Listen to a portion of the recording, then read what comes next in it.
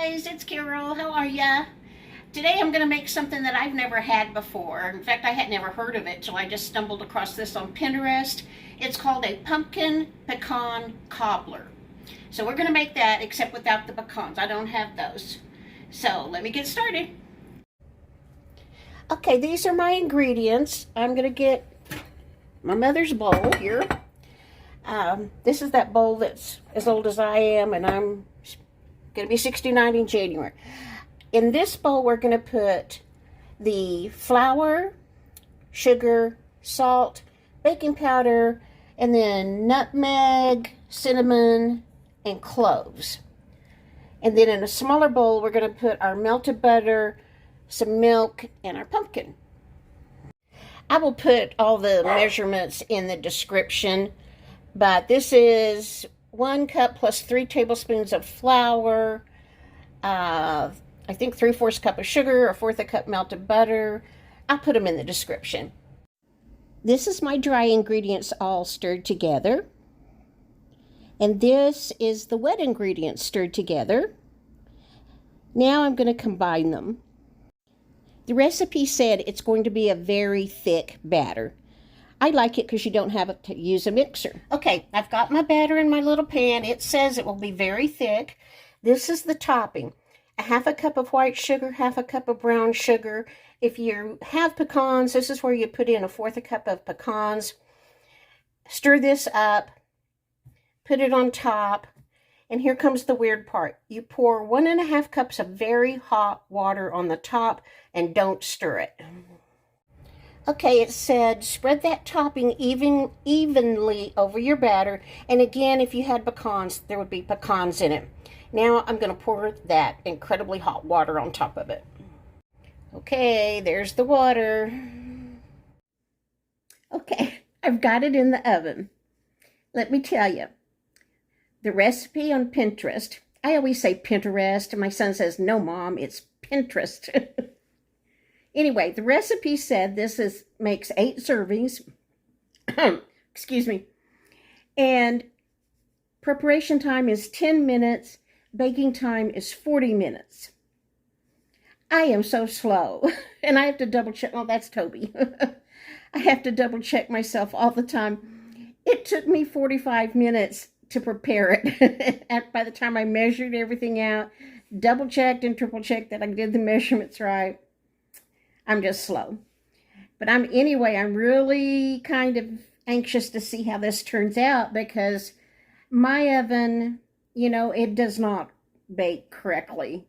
It's the apartment's oven, and they bought the cheapest stove possible, and I'm just grateful to have a stove, but you can't count on anything to be done at the right time. So we'll see how this turns out. You're supposed to stick a knife in it, and if it comes out clean, then it's done. Check the middle. And then you serve it with a scoop of ice cream on top. It's supposed to be like a pumpkin lava cake mixed with a cobbler. So we're going to see what it's going to be like. And then I wondered, is it easier for you if I just read you the ingredients, and if I go slow and you write them down? We'll try that this time. I will put it in the description too. You let me know if you'd rather I didn't do that. Okay, pumpkin pecan cobbler. Serves 8. But you only put it in an 8-inch pan. So I guess it's really rich, is what I'm thinking, if you're going to get 8 servings out of it. I don't know. We'll see. I'm pulling the recipe up on another phone. Okay. For the cobbler, 1 cup plus 3 tablespoons all-purpose flour, 2 teaspoons baking powder, 1/2 teaspoon salt, 3/4 cup granulated sugar, 1 teaspoon cinnamon, 1/2 teaspoon nutmeg, 1/2 teaspoon cloves, 1/2 cup of pumpkin puree. That's right, just 1/2 a cup. 1/4 cup milk. 1/4 cup melted butter. And 1 1/2 teaspoons of vanilla. That's for the cobbler. For the topping, you need 1/2 cup of granulated sugar, 1/2 cup of brown sugar, 1/4 cup chopped pecans, and 1 1/2 cups of very hot water. The instructions are: preheat oven to 350. In a medium-sized bowl, stir together the flour, baking powder, salt, sugar, and spices, the dry ingredients. In a smaller bowl, stir in the pumpkin, milk, melted butter, and vanilla, the wet ingredients. Then you pour the wet ingredients into the dry ingredients and mix to create a thick batter.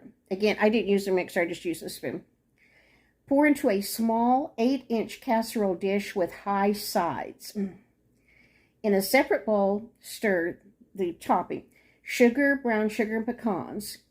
Stir that together, spread evenly over the top of the batter, then pour your hot water over the entire thing without stirring a thing.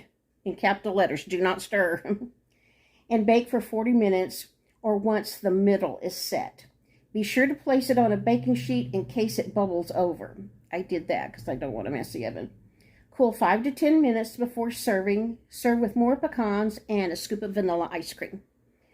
Okay, I'll be back when I get it out of the oven.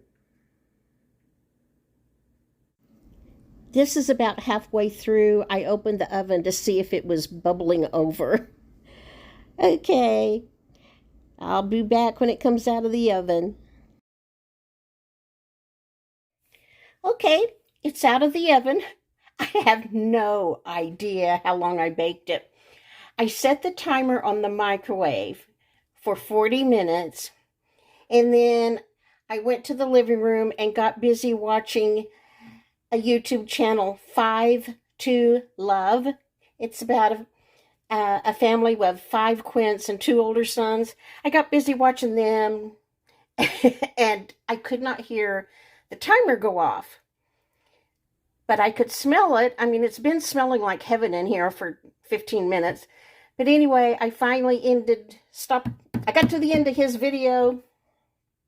Skylar Scott. I love to watch his videos. Anyway, I got to the end of that video and I thought I'd just come check. And lo and behold, the timer had gone off sometime or the other. But I stuck a toothpick in it and it came out clean. So now, as per the directions, I'm letting it rest for 10 minutes and then I will taste it.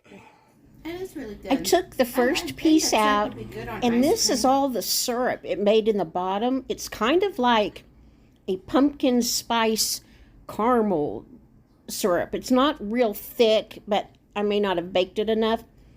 Here's my piece. I put ice cream on top. After I tasted that syrup, I went back and spooned more on top of my ice cream and on top of my piece of cobbler. It is really good. I don't think I would make this again unless I had family over or something because it's super rich. Or if I did make it again, I would half that recipe and make in my little 5-inch pan. But it was really good. Okay, bye-bye. Sorry about that. I realized while I was recording the voiceover for that, Casey was talking to me. I don't know what she said, but that's why you hear 2 voices there for a little bit. All right, guys, I hope you're doing well. Leave me a comment. Let me know what's going on with you. Bye.